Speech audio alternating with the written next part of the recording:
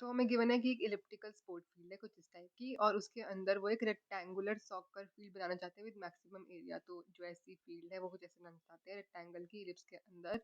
और हमें equation given है एलिप्स वाली फील्ड की, तो एलिप्स की इक्वेशन हमें गिवन है। तो हमें कुछ क्वेश्चंस का आंसर करना है। तो हमें गिवन है कि लेंथ और ब्रेथ ऑफ रेक्टेंगुलर फील्ड है 2x और 2y। तो हमें एरिया निकालना है, ठीक है। तो हम पहले बना लेते हैं अपना फिगर। तो ये है हमारी स्पोर्ट्स वाली फील्ड। तो ये हो जाएगा हमारा एक्स और वाई एक्सिस।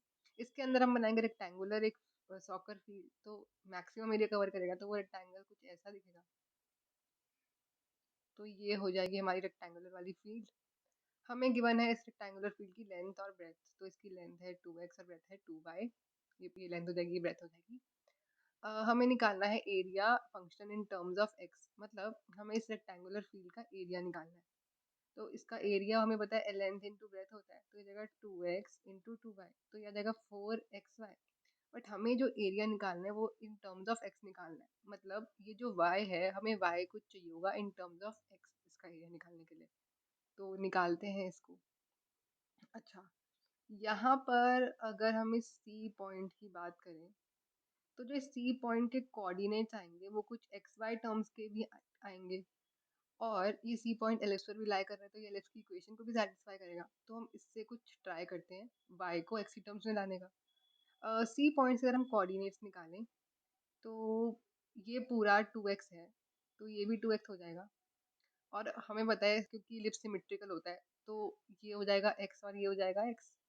तो इसका x कोऑर्डिनेट तो x ही हो जाएगा। सिमिलरली इस इसके y कोऑर्डिनेट की बात करें तो ये पूरा 2y है। हमें पता है इलिप्स सिमेट्रिकल होता है, तो ये हो जाएगा y हो जाएगा y। तो इस c का y कोऑर्डिनेट हो जाएगा y। ये हमें इसके कोऑर्डिनेट्स मिल गए। अब क्योंकि c इलिप्स की इक्वेशन में लाई कर रहा है, तो इसकी इलिप्स को इक्वेशन को सेटिस्फाई करेगा। तो हम इन पॉइंट्स को इलिप्स की इक्वेशन में पुट करते हैं। तो पहले हम लिख लेते हैं हमें गिवन क्या है। हमें इलिप्स की इक्वेशन गिवन है और ये हमने ट्राइंगल की लेंथ और ब्रेथ गिवन है। ये हम सी पॉइंट से कोऑर्डिनेट्स निकाल रहे हैं। तो अब हम सी पॉइंट से कोऑर्डिनेट्स को एलिप्स की इक्वेशन में पुट करेंगे, तो कुछ ऐसा आ जाएगा। अब हमें चाहिए y in terms of x।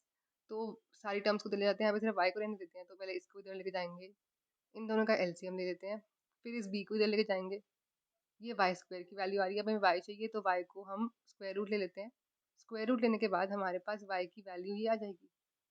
तो अब हमें मिल गई y की value in terms of x। तो अब हम इस वैल्यू को एरिया में पुट करते हैं। तो हमने एरिया निकाला था 4xy। हाँ x हमें चाहिए था एरिया x की टर्म्स में, तो हम y की वैल्यू पुट करते हैं। तो ये आ जाएगा हमारा area function in terms of x।